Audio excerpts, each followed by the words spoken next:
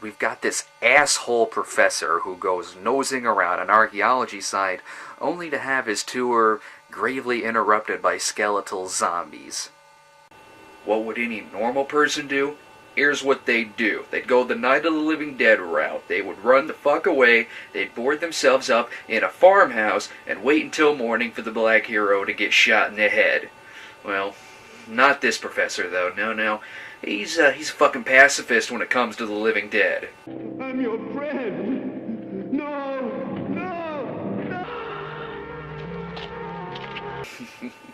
You've clearly just bought your friends some dinner. They're here to meet the professor and obviously did not get his note did. He would be out zombie hunting for the afternoon. I gotta say, it's a good thing these things turn out to be zombies, because at first glance, they look like something a drunk college student would wear to scare the skirts off of some midnight volleyball players on the beaches of the Bahamas. Not only that, but they look like the lame Halloween masks that you always see some dipshit wearing at a costume party, because all of the other masks got picked over, with the exception of these and the wannabe Michael Myers masks with the rubber hair. So naturally, the idea here is to become a prototype for a poor man's Skeletor in monk robes. Although I do personally like the redundancy of one of the film's alternate titles, which is The Zombie Dead. And that is sort of like naming your movie The Fanged Vampire or The Furry Wolfman. Bottom line, I can't imagine seeing that title and think, that's a zombie movie I need to see. Clearly the zombie is dead in this one. One of the couples in this villa has a son. The kid's name is Michael. Michael is supposed to be about 10 years old. Does this fucking Peter Lorre fetus look like he's 10 years old? Listen to his voice, too! Mother, this cloth smells of death. It's a 35-year-old man dubbing the voice of a 10-year-old played by another fucking 35-year-old man. Later in the film, the incestuous 10-year-old freak show has to feel up his mother, and then later, as a zombie, chow down on his mother's tit. Yeah, something tells me this would be a harder movie to find if it were a real 10-year-old in this part. Porno Holocaust is the worst fucking movie I've ever seen in my life. No, seriously, I'm not just randomly saying that as if it's some bad movie flavor of the month. Porno Holocaust actually is the Holocaust of cinema. I got this piece of shit on a bootleg a long time ago after I randomly stumbled upon it in a catalog. Sure, next to the name it said that it only came in a foreign language with no subtitles. Plus, without subtitles, I can kinda just add my own. No, grazie, sono in servizio.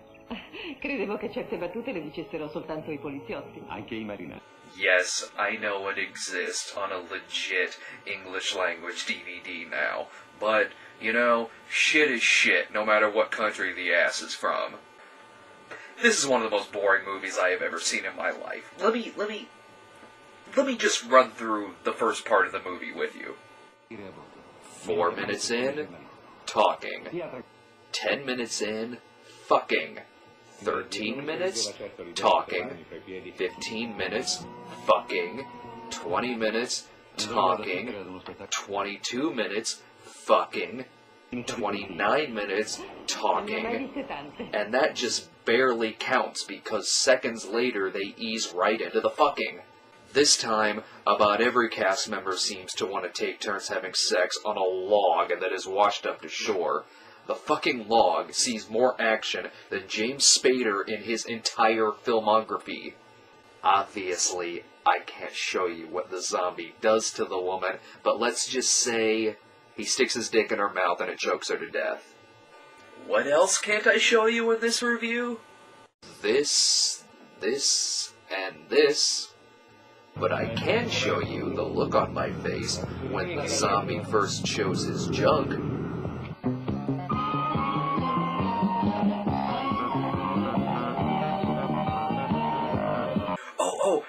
And it's also an informational film as well.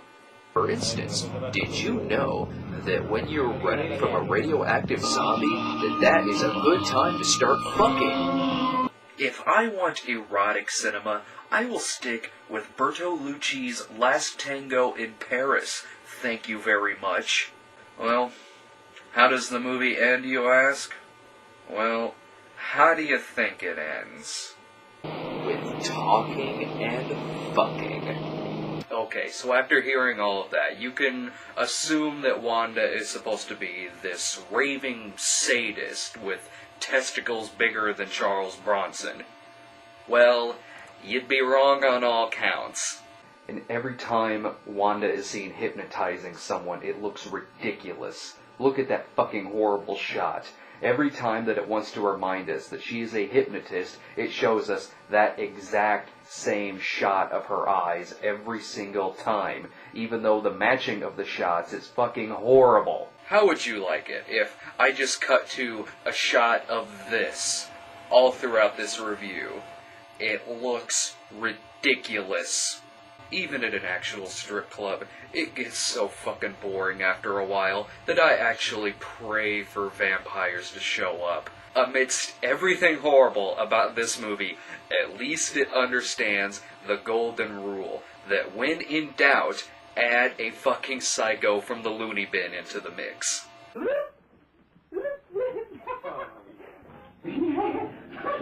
not nervous. No, I'm not nervous.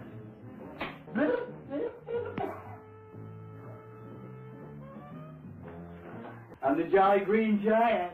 Ho, ho, ho. And, just in case you might have missed the fact that he's from the loony bin, it's written on the back of his fucking jacket. What I don't get is why Wanda can't use her amazing powers of hypnosis to get out of this situation. You could argue that she's not a very good hypnotist, but that's fucking bullshit. Earlier in the movie, she hypnotizes a lesbian to sleep with Sylvester. That's impossible! In what is one of the weirdest choices for what I think is a subplot, the movie opens with a man going into a movie theater and sitting down. The movie playing is, well, the one that we're watching. That's right. All during the movie, we cut to a guy in a theater audience watching Wanda the Sadistic Hypnotist. So someone else has fucking wasted their money watching this piece of shit. Plus, the guy looks even less interested in the movie than we are. I've never seen something like that in a movie. That's like if Spider-Man 3 opened with a comic book geek going to a theater to see Spider-Man 3, and at the end of the movie, he gets up and leaves. Just like what happens at the end of this movie. Oh yeah, and the DVD also comes with a movie called Dr. Sex. It's bad too. Crazy Fat Ethel 2 is one of those titles like Debbie Does Dallas or Attack of the Killer Tomatoes, where everyone on the face of the earth has heard of the movie, but about less than half of them have actually seen it. Well, guess what? I have seen Crazy Fat Ethel 2, and I can tell you right now, I'd rather get fucked by Mr. Greenfield than have to watch this piece of shit again. The movie even has a funny tagline. Fatty Fatty 4x4 can't get in the kitchen door.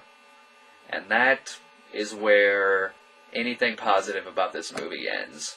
Actually, this is a really hard movie to review, because it's barely even a full movie. About half of the movie is comprised of flashback footage from the first movie.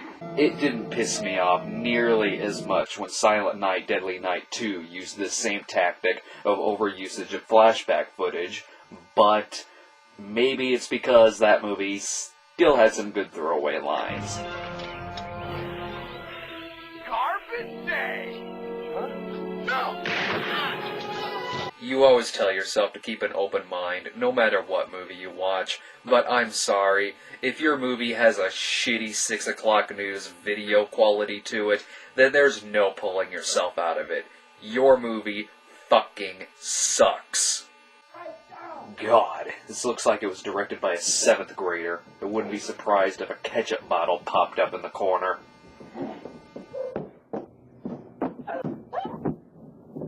I'll stick with real movies about mental illness, thank you very much. Movies like One Flew Over the Cuckoo's Nest, and if I want fat, well, I'll pop in What's Eating Gilbert Grape. Those movies should not be mixed in with Friday the 13th, Part 5.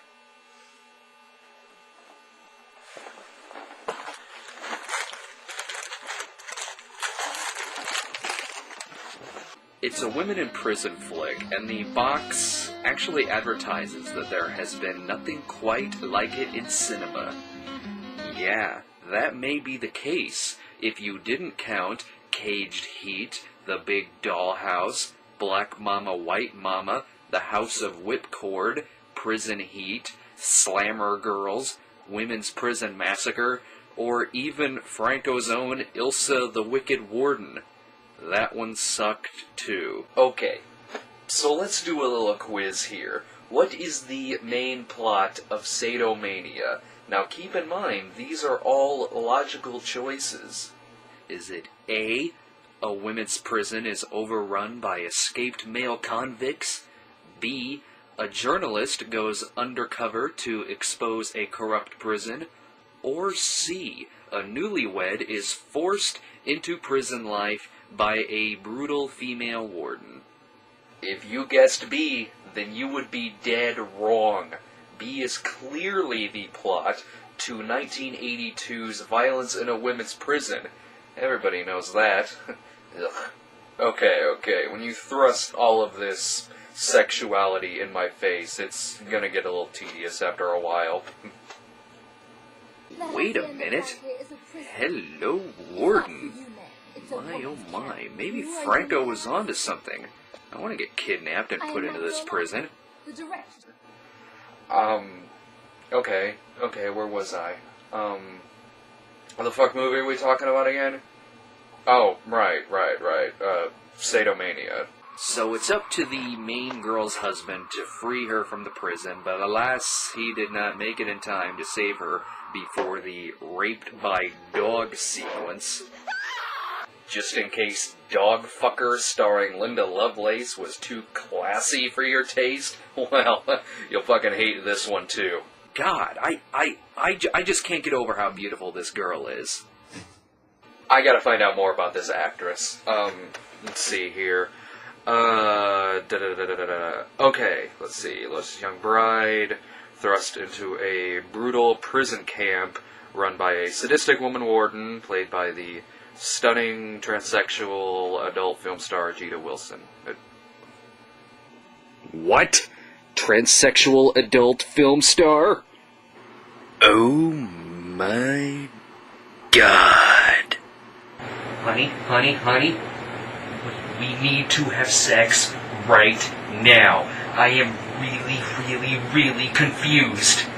Let's see here. What's the tagline here? Sexo deprivation y aberraciones en una película que parecía hecha por el diablo. I am going to assume that stands for This is Sexy and Depraved, so watch it. Let's check this movie out. Okay, holy shit! It's got extras on it? I can't believe what I'm seeing. It's a bootleg DVD made by an obscure movie company, and they put extra features on it. That is fucking ingenious. There's a bonus trailer for a movie called Virgin Among the Living Dead, and I'm assuming that one's about, some church girl visiting an old age home. And what's this right here? A question mark?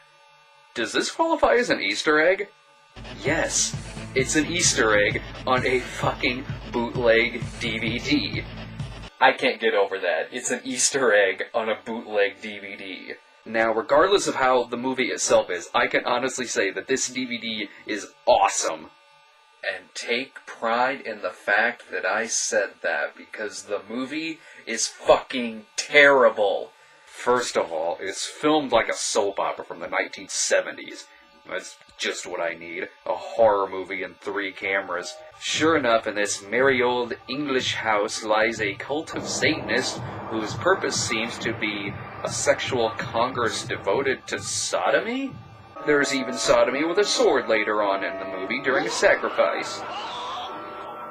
I particularly like how that scene is used in the film's trailer, which goes under the Hot Fantasies title. The terror of supernatural powers and their influence over the living. Hot fantasies. So, if your fetish is knives and ass, then this movie is for you. But then again, there is the goat sex scene. I actually feel safe showing still shots of this scene. I mean, look at that. That looks fucking terrible. When I was a kid, I wondered where my stuffed goat toy went, and now I know. This movie will bring back childhood nightmares. It's that bad. I have to say this. This is the second movie in a row I've reviewed that has bestiality in it. What is with these movies and animal fucking? Seriously. And these aren't the only 2 movies I own that have that in it. There's also Caligula, Emmanuel in America, Caligula the Untold Story. Don't even get me started on The Devil and Miss Jones. All I'm saying is if you're making an exploitation film and you stumble upon a herd of cattle, then keep it in your pants, god damn it! Obviously, the team that released this DVD put some effort into the movie's release, but did they have to waste it all on this piece of garbage? The other day, I picked up a copy of Edgar G. Ulmer's masterpiece Detour, and it didn't have jack shit on it. So, Los Ritos Sexuales del Diablo has more extras on it than Detour. What the fuck is wrong with this world? It is pure 100% Angus cow shit. So you have 3 decent ideas for some scene highlights in the film, and you think to yourself, okay, I gotta pad this thing out to feature film length. How am I gonna do this? I know, I'll just throw a lot of fucking in there. The sniper gets invited to an orgy party by a stripper, and all he does at this party is simply watch people fuck. That's it. It goes on for about 10 minutes, and it always cuts to the sniper standing in that very same position, watching all the party guests fuck their brains out. There's only one thing that could be more boring than watching this scene, and that would be if I actually were at an orgy party, simply watching. Finally, the sniper does what I would have done a long fucking time ago. He leaves. The sniper goes back and watches a couple more people fuck for what feels like another eternity. Okay, so here's your fucking payoff.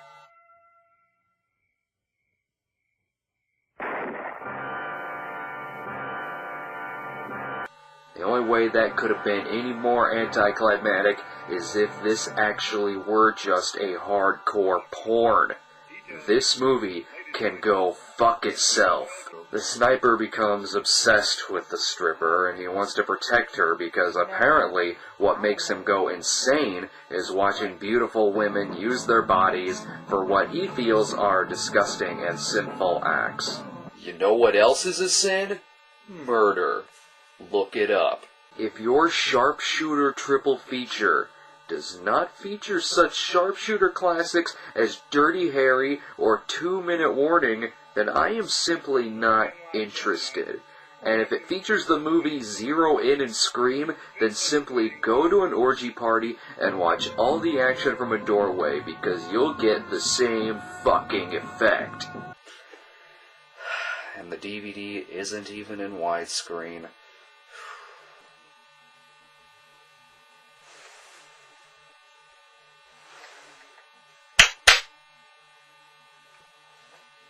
There's no denying the fakeness surrounding most of Mondo Cane, but at least those films were shot and presented in a sort of valid authenticity that left a few people fooled. But if you're fooled by anything in Brutes and Savages, then you wear diapers and foil hats. I could already tell I'd hate this piece of shit just from looking at the box cover. See 1001 Forbidden Scenes. That's fucking impossible. Do you know how fucking long that movie would be? Endorsed by the Institute of Primitive Arts and Cultures. That institute doesn't fucking exist. In fantastic brute sound. So what does that mean? If I turn it up too loud, is the speaker gonna punch me in the face? In the movie, we're following around this flamboyant showman named Arthur Davis through Africa and South America. And by Africa and South America, I mean someone's backyard in Florida. Who the hell wears that on an African expedition? He looks like he came from an Eric Idle convention. And what the fuck? Are those parachute pants? Clearly the most notorious scene in the movie is the infamous alligator death scene, but not because it's disturbing or shocking, but because it is one of the most ridiculous things ever put on film. In this scene, a young tribal warrior must prove his manhood by walking across a gator-infested river. To even begin to explain what's all wrong with this scene would be to completely insult your intelligence.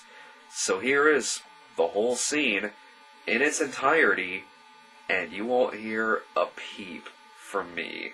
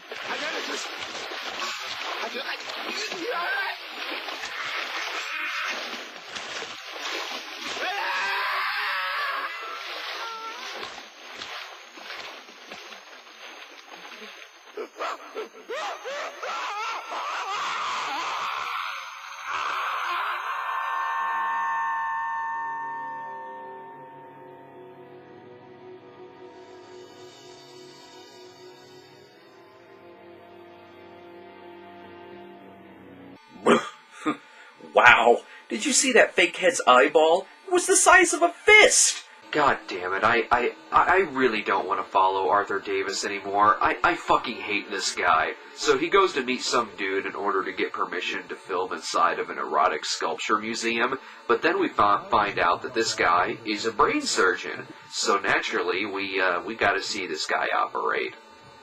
That actually looks kind of realistic. I don't know about this scene. Let's get back to the bad stuff. Okay, here's your erotic sculpture museum. I think Arthur Davis looks a little too excited here. Maybe they have the penis cake from Caligula. Well, at least there's no animal fucking in it. Oh, shit. Wait a minute. Does end at a 10-minute orgy with llamas. How could I have forgotten about that? You know what, fuck this movie, and fuck you, Arthur Davis. I almost made it through a whole review without mentioning animal fucking, zombie fucking, or human fucking. You goddamn son of a bitch. You have caught me on a rare occasion, for I am getting ready for 70s night tonight, down at the prestige William Wyler Theater. This is where we watch a classic 70s triple feature of Barry Lyndon, Nashville, and the extended 5-hour cut of Michael Cimino's The Deer Hunter. According to IMDb.com, there are 2 alternate titles to the movie, one of them being I Love to Kill, and the other being Want to Ride, Little Girl? Now, say what you want about the movie, but that's an awesome title. And they stuck it with Impulse? What the fuck, people? Remember last year when they toyed with changing the title of Snakes on a Plane to Pacific Air Flight 121? Well, apparently, this trend of changing great movie titles was prevalent in the 1970s as well. You've got to keep up 3 jobs if you want to afford the suits he wears in this movie. Just look at these damn things. Holy shit. I knew that the 70s were the 70s, but I didn't realize they were that 70s. Is that a white polyester suit with a matching pimp hat? Julie's bananas. Unfortunately, Shatner did not count on the widow's terror of a daughter named Tina. Oh. Yes, the plot claims that Shatner is the movie's villain, but I contest that the true villain of Impulse is Tina. What a fucking brat. She makes Bart Simpson look like the spawn of Ozzie and Harriet. Oh, someone kill this girl. Kill her now. Stab her in the fucking heart. It slipped. Oh, and it's your beautiful china. Look at her face. She looks like she's 40. Yeah, there we go. Push her down the fucking stairs. Fucking bitch. I hope your fucking neck is broken. Karate Pete attempts to move in on Shatner's territory, and you don't want to fucking do that, because according to Impulse, you'll get hung, punched around, and then forced to act in a car chase that looks like it was edited with scissors. Really? Through a car wash? Seriously? Okay. Well, they clearly did not take notes from a little movie called The French Connection. This is a pretty rare movie to find, and usually it comes in a box cover like this. I mean, what the fuck is this shit? Is that a harbor? There's no fucking harbor in this movie. The only time it shows water in the movie is when Shatner kills a broad and pushes her car into a lake. That's right, I said broad. Big, tough, broad, aren't you? Yeah. Remember back in the old days when filmmakers used to try to fool us with those day for night shots? You know, scenes that take place at night but are very clearly shot in the daytime. I think it took them about 20 years to realize just how fucking ridiculous that looked. Well, there's a lot of shit like that in this movie. The movie is like the older drive-in cousin to the creeptacular flick The Stepfather, but regardless of that, I shall be sticking with the great Santini, thank you very much. And now, if you'll excuse me, I must make my way to the theater, but first, I need to stop off and pick up some goldfish bowls to tape to the bottom of my shoes. And I shall catch you on the flip side.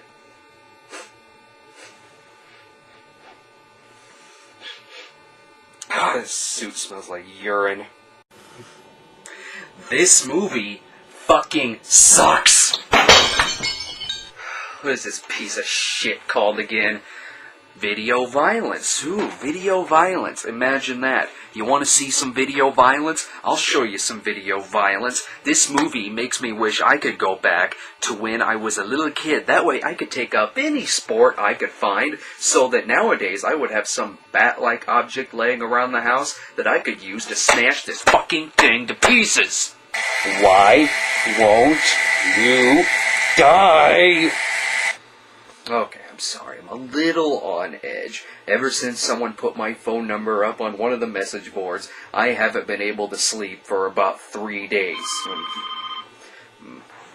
Wonder who this could be. Hello? I am not one of your Crazy. Ugh. Okay, so when you mix my shitty mood with an even shittier movie like Video Violence, then I'm really less of a cinema snob and more of a cinema volcano. What annoys me about this flick, though, is that with its plot line, it could easily be quite a disturbing movie. It's got the plot, it's got locations, but oops, it doesn't have any fucking talent. It baffles me how much they fucked this one up. A husband and wife open up a video store in a small town and become baffled when all that the local residents want to rent are slasher flicks, which, no worries, sounds like the video store around the block from where I grew up. How could they fuck this up? I have a suggestion. In the future, why don't you not make it look like an after-school special? The The director's name is Gary Cohen. I would have preferred Larry Cohen to direct this movie, thank you very much. This movie is written so poorly and shot like ass that there's really only enough here for about a half-hour short film, with the rest being padded out with long-ass scenes like driving to work, driving back from work, driving to someone's house, long, pointless scenes that are fucking annoying.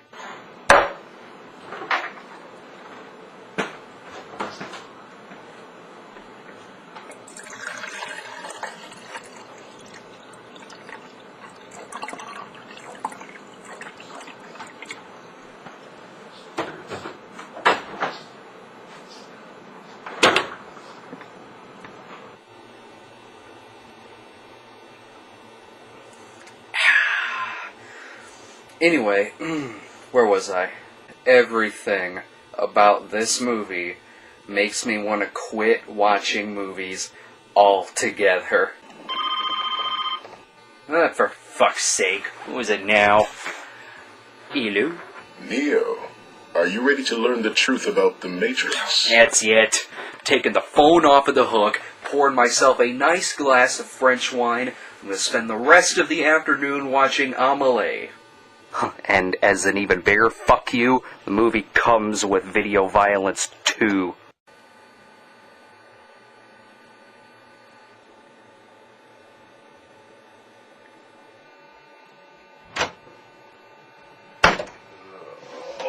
Oh, here we go. Oh. Alright, ups and easy.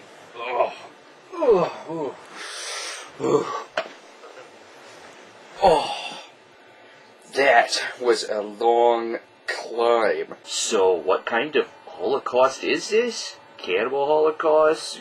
Jungle Holocaust? Zombie Holocaust?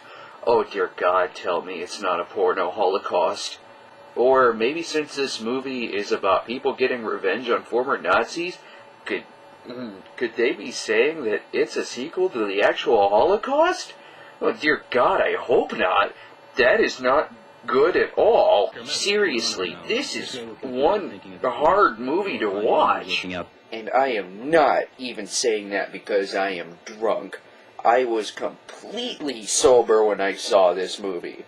I don't really want to show any more of the opening credits because they splice in real photos of the Holocaust, and I don't know, for a movie like this, that could be seen as a little distasteful.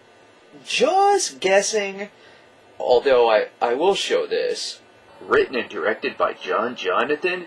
Well, clearly this director did not go to the Joe D'Amato school of great fake credit names. The director's real name is Angelo Pinocchio. In 1975, he directed a movie with the alternate title of Exorcist 3. That's right, in 1975. The real Exorcist 2 hadn't even been out yet at that point. I am so fucking drunk right now that I would rather watch Wanda the Sadistic Hypnotist than this movie. Or at least bring back the crazy guy from Wanda. When you hear about the movie, it sounds like I Spit on Your Grave meets Ilsa, and that's what it should have fucking been like. It should have been nothing more than people going around and killing Nazis, but instead they made it so goddamn confusing, and that the only thing that truly makes sense is that if a goat licks your feet for an extended period of time, then you will die from being tickled to death. I am not kidding. This is in the fucking movie. Sorry, I'm losing my train of thought. Back to Holocaust 2.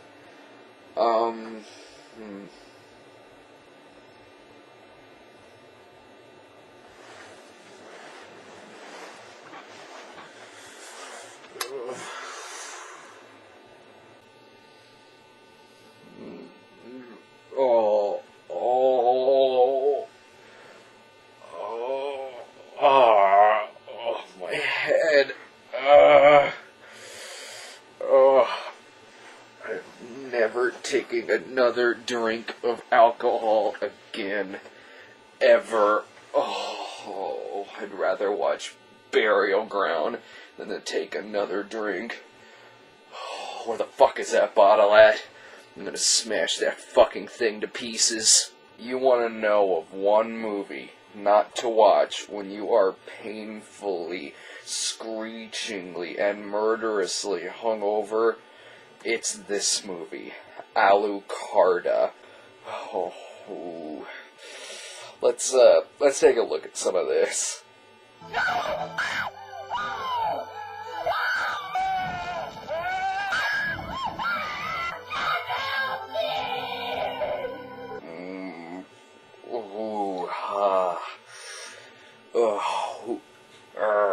And that's just the trailer. Let's see where they are. These are the ones.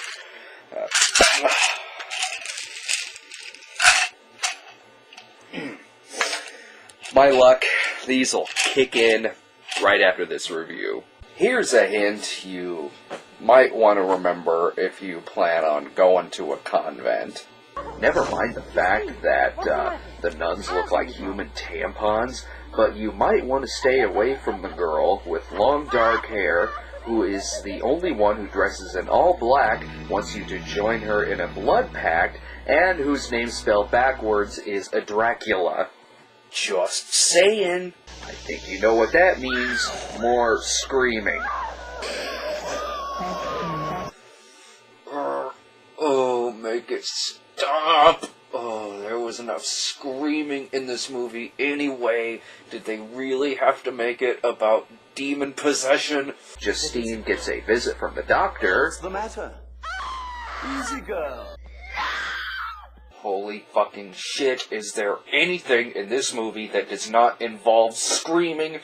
There is a monkey with symbols inside my head right now, and he is crapping firecrackers. In a movie that makes me want to chop my fucking ticking time bomb head off, this credit sequence kind of kicks ass. Look at him. He looks like a reject from Lord of the Rings, or Willow. What the fuck is he doing in this movie? God, I think I'm gonna be sick. No, seriously. I don't feel very good. Oh, how could this movie do this to me? Oh, it's gonna have its own special place in hell. Right next to my Hangover and Eli Roth. Oh, God, that's it. I can't take any more. I gotta go make myself feel better. According to these movies, you're not supposed to answer the phone, go in the house, look in the basement, open the door. You're definitely not supposed to torture a duckling. I love how some of these titles don't really have anything to do with the actual movies themselves, but were retitled in order to cash in on the don't craze. What's next? Don't open the window? Oh wait, that was an alternate title to Let Sleeping Corpses Lie. Forgot. Rated R. I mean, that's kind of like if they retitled Friday the 13th to Don't Play Strip Monopoly. Great. I can't go near the park or in the woods. Well, what happens if I want to have a fucking picnic, asshole? What a stupid movie. I don't usually use a term that juvenile to describe a movie, but I really can't think of any other word to use for this movie. It truly is fucking stupid. The movie opens with this preposterous statement that, yes, the movie is fiction, but is based on actual occurrences and so on. Okay, so in other words, it's fiction? It tries explaining this even further by saying that in the past people have eaten the flesh of other people to try to attain eternal life. So the movie isn't technically lying to you by saying it's non-fiction, but it comes damn close to wanting you to believe that. Any fictitious movie ever made could logically use an opening text along those same lines. Here, okay, just let me grab something at random.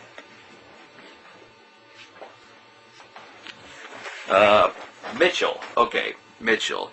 This movie is fictitious, but the job of police detective actually exists in the United States. See what I mean? I love how in the scene in which they are cursed, the sister looks naturally scared and frightened, while the brother just looks like he really doesn't give a shit. Let's talk more about this actor who plays Mark, the brother. On the credits, this actor's name is listed as being Crackers Finn. That's right, Crackers Finn. I am not lying to you. See, here it is on the box. Crackers Finn.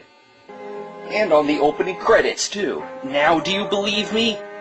It's one thing to use a fake name because you really don't want to be involved with the movie you're associated with, but when you choose a name like Crackers Finn, it really seems like maybe this guy just wanted to fuck with the filmmakers. If I audition for a movie that I particularly don't care for, all I have to do is just make up something ridiculous and say, yes, nice to meet you. My name is Theodore Graham, but you can call me Teddy. In order to gain their freedom from the curse, they must sacrifice a virgin that comes from their own seed on the day in which the stars come into alignment. And that date is in the present time, of course. Now, I know what you're thinking, and no, they don't resort to incest to create a child to sacrifice. Believe me, it's much more ridiculous. Crackers follows a girl home, and yes, that is a pre-Vice Academy Linnea Quigley. He sneaks into her house while she's in the shower, and then, right then and there, asks if he can move into the room she is renting. Sure enough, she says yes. Okay, I might be wrong about this, I'm not really sure, but if I snuck into some girl's house while she was showering and asked her if I could move in, it might go a little something like this.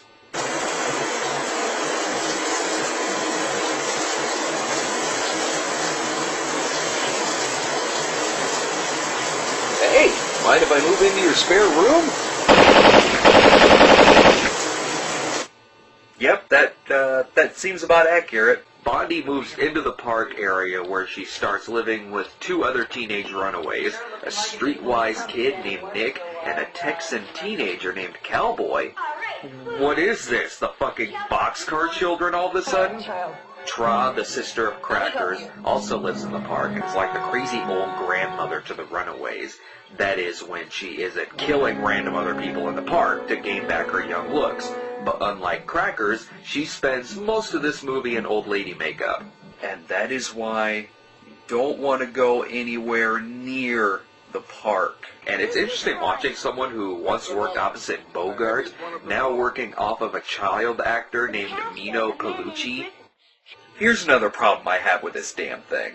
You need to sacrifice your son or daughter on this very specific date, and they also must be a virgin. I don't know. If it were me, I don't think I would have made it to where my son or daughter would be 16 years old or older on this date. All I'm saying is that unless you keep them locked away in a dungeon and with a chastity belt, you're taking a very big risk here.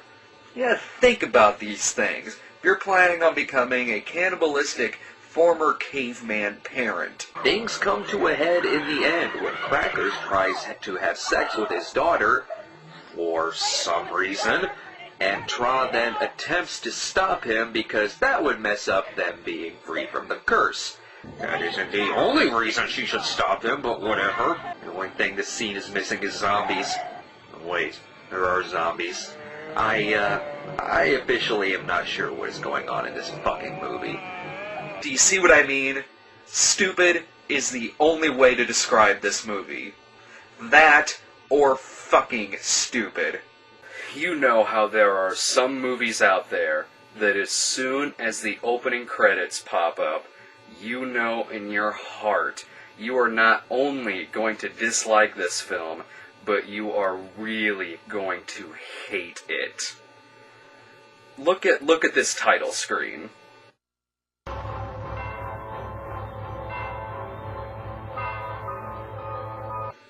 I fucking hate Savage Vengeance. I guess something could be said for the fact that it's the cheapest DVD I've ever purchased. 1 penny on Amazon, my friends. Someone wanted to get rid of this DVD fast. And I still think I paid too much money for this travesty. There's been a lot of movies over the years that people have claimed were a sequel to I Spit on Your Grave. You've got I'll Spit on Your Grave 2, Naked Vengeance, and anything in the I Will Dance on Your Grave brand of DVDs, which Savage Vengeance is a part of. Oddly enough, though, Savage Vengeance is pretty much the official, unofficial sequel. It's not from any of the makers of the first film, but the lead character is played by actress Camille Keaton, once again portraying a girl named Jennifer, just like she did in I Spit on Your Grave. Once Camille Keaton signed on for the movie, one wonders if they just renamed the character Jennifer and just advertised it as a sequel. Check out this scene where the name Jennifer is overdubbed into the film. If I'm not mistaken, I believe Jennifer was a student in this class. So, I Spit on Your Grave was decently directed by a one-hit wonder named Mir Zarchi, while Savage Vengeance is made by this guy. I know there's a lot of girls around here, but I'm one. Here, let me make you pretty. Let me put some lipstick on. I guess I'll hand it to him, though. He managed to make a movie that makes video violence look like Nosferatu. Never gonna give you up, never gonna let you down, never gonna run around and desert you. Damn. Fucking hacker. Oh, we're back. Okay, anyway, back to the film. After the redneck rapists make Jennifer try a bit of their semen pie, she gets raped in the woods, setting it up for the inevitable scenes where she gets her revenge on the two men. And if you think it'll be something cool, like the castration, hanging, or boat scenes from I Spit on Your Grave, then keep in mind, this is Savage Vengeance. You're not getting shit. Now, it only clocks in at about 65 minutes, but trust me, it's a long 65 minutes. The movie isn't even a truly completed film. It couldn't be finished because Camille Keaton left the set.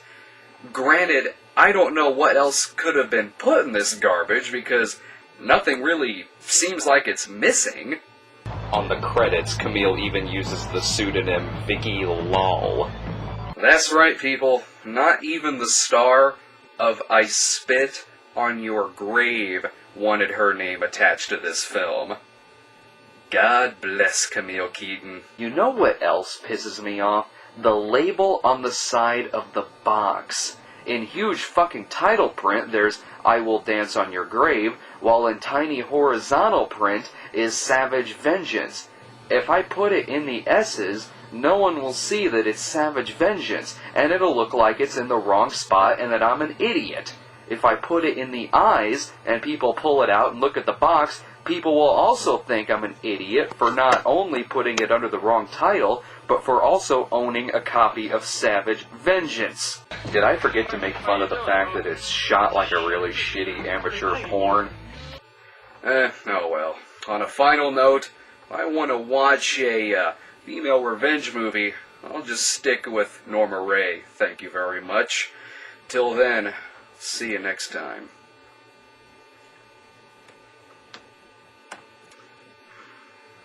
Never gonna give you up, never gonna let you down, never gonna hurt. Oh, before we get to the movie, I need to talk a little bit about this article that is included inside of the DVD case. That's true. Apparently, I'm supposed to ask myself, why was Unhinged banned? This is the question that they want us to all ask ourselves about this 1982 slasher flick. The article goes into full detail as to why this film was indeed banned, but I'm not really sure it realizes that this question can and does ask two very different things. When referring to a movie like Unhinged, that is a very dangerous question to be asking. Much is written about cops seizing 3,000 so-called sick horror videos that circulated during the dawn of the video age. Yes, Unhinged is one of those notorious video nasties. The movie is a tedious, non-violent, non-shocking, non-entertaining, non-horror film.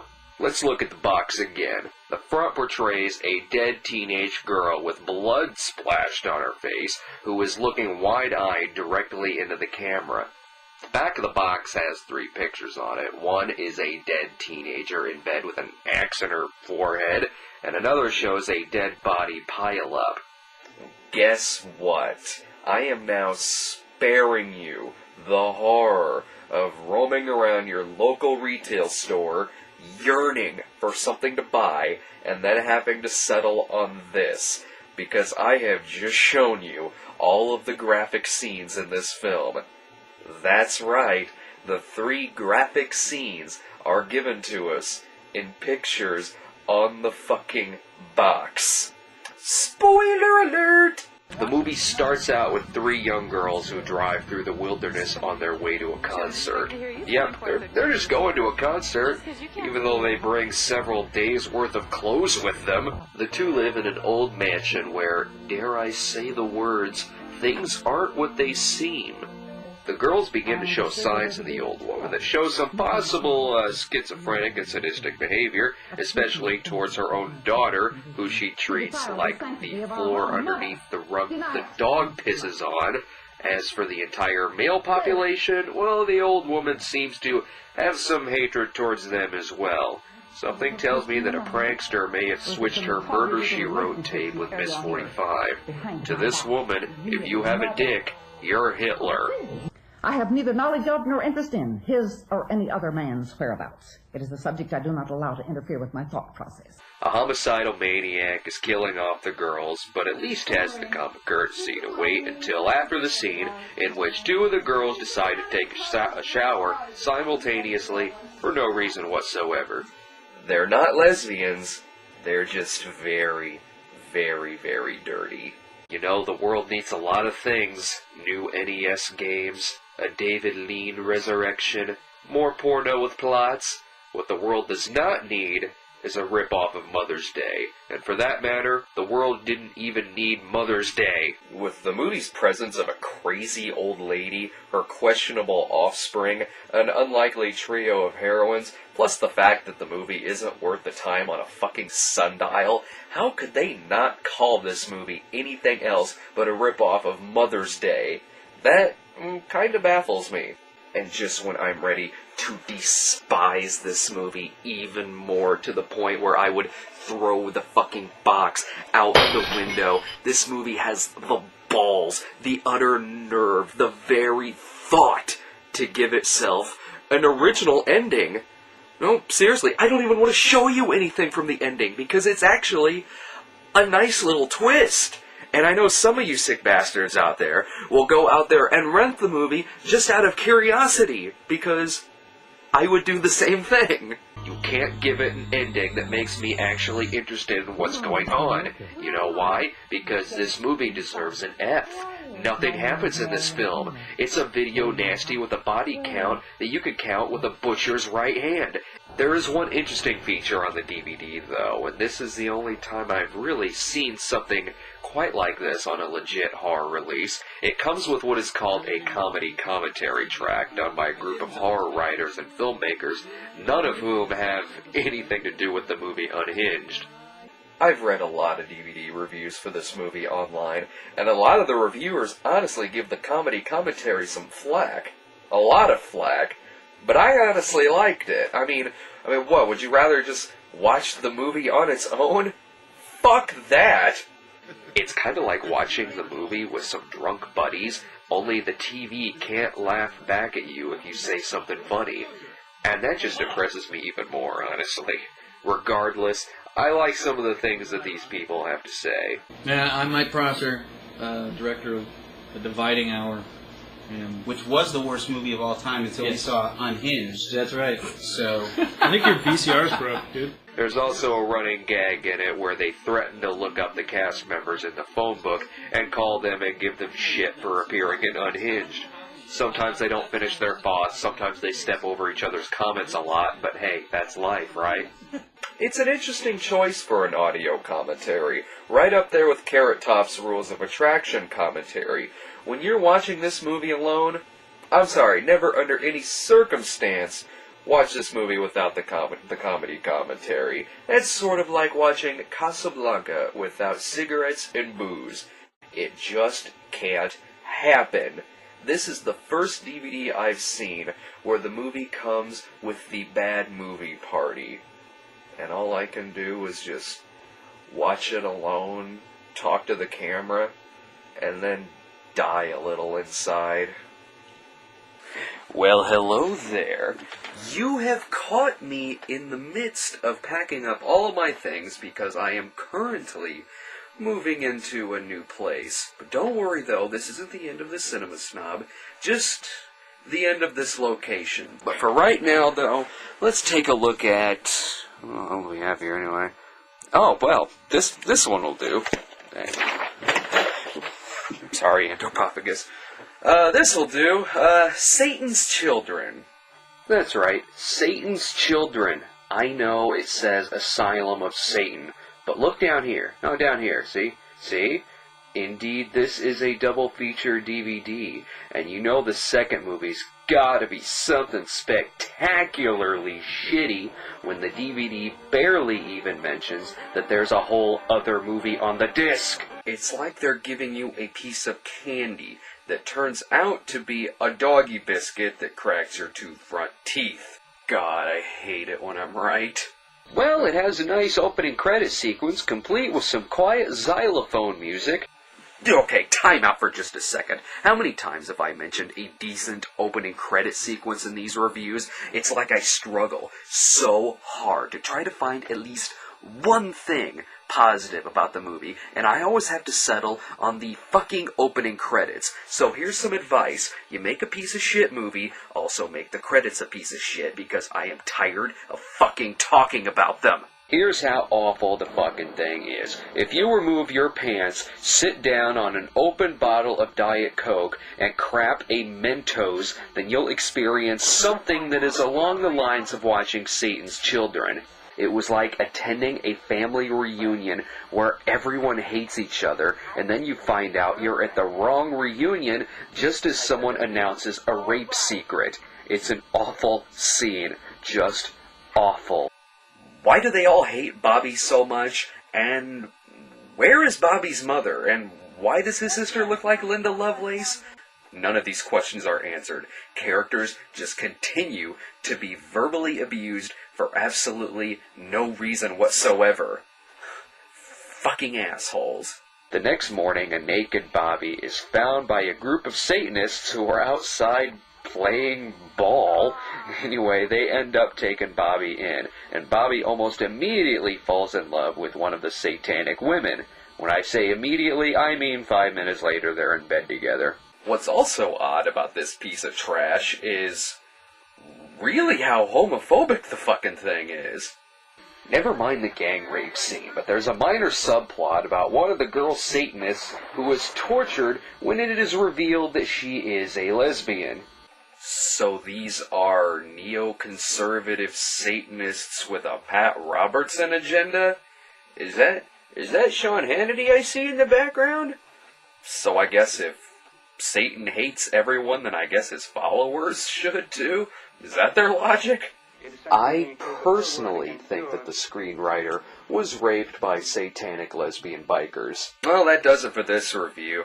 What do you say we call this like the end of Season 1, with Season 2 well on its way, my friends. There will be a new set, even crappier movies, and more of that pretentious, snobby attitude towards every single one of them. Because apparently, that's what I'm best at. I have finally found my place in this world. Looks like